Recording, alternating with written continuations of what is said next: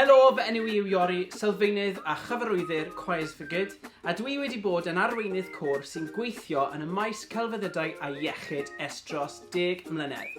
Rydyn ni gyd yn gwybod fod canu yn cael effeithiau positif ar ein iechyd a'n lles, yn lleihau lefelau cortisol, felly rydych chi'n deimlo llai dan straen, cynyddu ymateb imiwnedd a helpu i wella'r ysgyfaint.